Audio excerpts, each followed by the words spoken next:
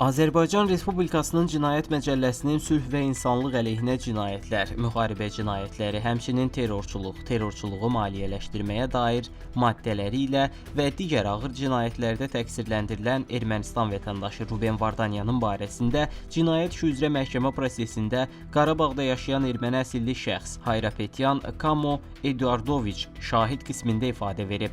O ifadəsində bildirib ki, Ruben Vardanyan Xankəndiyə gəldikdən sonra 44 günlük müharibədə Azərbaycanın qaytardığı ərazilərin sərhədlərində onun maliyyəsi ilə minalanma işləri aparılıb. O qeyd edib ki, həmin minalar Laçın yolu ilə Ermənistandan Qarabağa gətirilib. Xankəndində yaşayan ermənilər də Qarabağ ərazisində minalanma işlərinin Ruben Vardanyan gələndən sonra geniş vüsət aldığını biliblər. Məktəblərdə, binaların ətrafında, meşələrdə və boş ərazilərin yaxınlığında həmin minalarla bağlı məlumat xarakterli plakatlar yerləşdirilib. Halbuki 44 günlük müharibəyə qədər minalarla bağlı heç bir plakat olmayıb deyə şahid əlavə edib. Kamo Hayrapetyan deyib ki, Ruben Vardanyanın maliyyələşdirməsi nəticəsində Xankəndi ətrafında 2, Əsgəranda isə 1 ədəd olmaqla ümumilikdə 3 hərbi anbar yaradılıb. Həmin anbarların yerləşdiyi yerə gedən yolu silahlı şəxslər mühafizə edirdilər. Həmin anbarlarda Ermənistan ordusu, Qarabağdan seçilmiş hərbiçilər fəaliyyət göstəriblər. Anbarlara Ruben tərəfindən Qarabağa gətirilmiş xeyli sayda silah və döyüş sursatı, habelə pilotsuz kvadrokopterlər və digər pilotsuz uçuş aparatları toplanıb.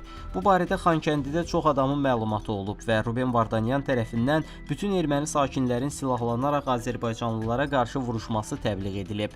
Ruben Vardanyanın bu silahlı dəstələri yaratmaqda məqsədi Azərbaycana qarşı mübarizə aparmaq olub. Şahidin sözlərinə görə Ruben Vardanyan Qarabağa gələnədək erməni sakinlər arasında Azərbaycana inteqrasiya məsələsi ciddi formada yayılıb. İnsanlar Azərbaycanla əlaqələr qurmağa çalışıblar. Bir çoxları Azərbaycanın tərkibində yaşamaq və vətəndaşlıq almaq barədə ciddi fikirləşirdi.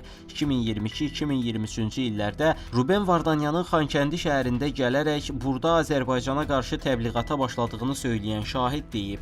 Ruben Vardanyanın gəlişindən sonra erməni sakinlərdə Azərbaycana qarşı düşmənçilik meyilləri gücləndi. Ruben Vardanyan erməni sakinlərin azərbaycanlılara nifrət etməsinə çalışırdı.